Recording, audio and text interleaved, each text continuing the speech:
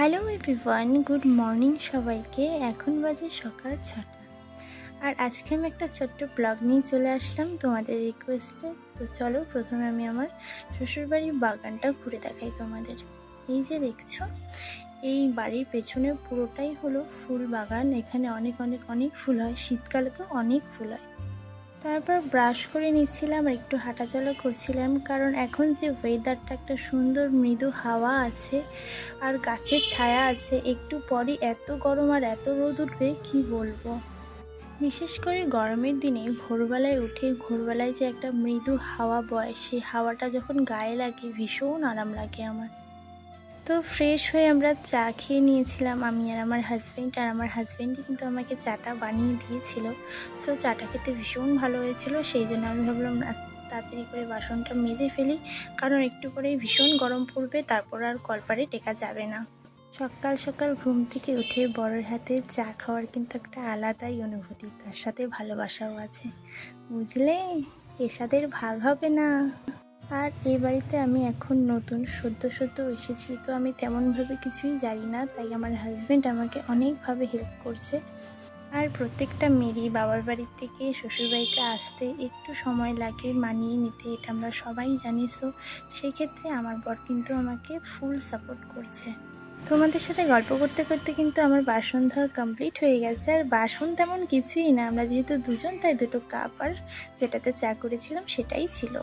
তারপর আমার কিছু জামা কাপড় ছিল আর বিছানার যে কাভারটা সেটাও ধুয়ে দিচ্ছিলাম। আমি না একদমই নোংরা থাকতে পছন্দ করি না। কালকেই শাড়িটা পরে লাইভ করেছিলাম আর এতটাই গরম ছিল, তোমাদের বলছিলাম যে আমি রীতিমতন ঘামছিলাম, আর ঘাম ঘাম গন্ধ করে সেটা যদি রেখে দিতাম, সেই জন্য স্নানের আগে পুরো ধুয়ে তারপর স্নান করব।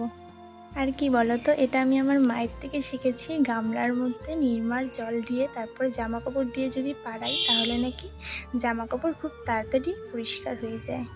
সত্যি কথা বলতে আমি আমার বাড়িতে, মানে আমার মায়ের বাড়িতে তেমনভাবে কোনো কাজই করতাম না, আমার মাই সব করে দিত।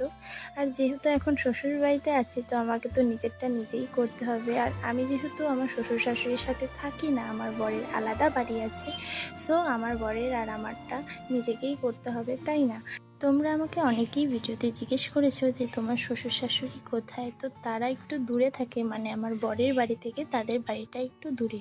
তো আমি তো সবে বিয়ে করে আসলাম, আজকে মাত্র 4 দিন হলো। সো তারা আসবে, তারা এসে বৌভাত টৌভাত সবই দেবে, তো তোমাদেরকে আমি ভিডিওতে শেয়ার করে দেবো।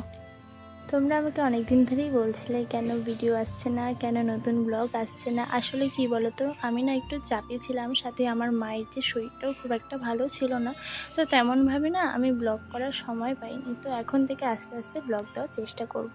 তো আমার জামা কাপড় ধোয়া কমপ্লিট হয়ে গেছে, জামা কাপড় মেলেও দিয়েছি। তো এখন চলে আসলাম স্নান করতে। আর আমার শ্বশুরবাড়িতে একটা রিচুয়াল আছে, সেটা হলো সকাল সকাল উঠে স্নান করে তারপর রান্নাঘরে যেতে হয়, তাছাড়া নাকি রান্নাঘরে যাওয়া যায় না। তো এখন যেহেতু আমি একটা বাড়ির বউ, তো আমাকে তো রিচুয়ালগুলো মেনেই চলতে হবে, তাই আমি সকাল সকাল উঠে স্নান করে নিচ্ছি, তারপর যাব রান্নাঘরে রান্না করতে।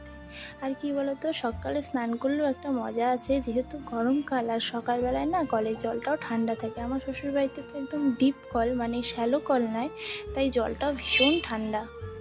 আসলে আমাদের প্রত্যেকটা মেয়েরই, বর আমাদের যতই সাপোর্ট করুক, বর আমাদের যতই ভালো হোক না কেন, বিয়ের পর আর আমাদের সেই স্বাধীনতাটা থাকে না।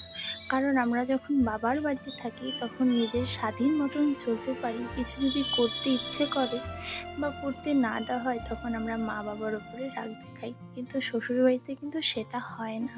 শ্বশুরবাড়িতে আমাদের শ্বশুরবাড়ির নিয়ম মেনেই চলতে হয়। শ্বশুর শাশুড়ি যদি বলে না এটা করতে দেওয়া যাবে না, তাহলে সেখানে না। কারণ শাশুড়ি তো আর মা হয় না, তাই না? মার উপরে যে জেদটা আমরা খাটাতে পারি, সেটা তো আর শাশুড়ির উপরে খাটাতে পারি না।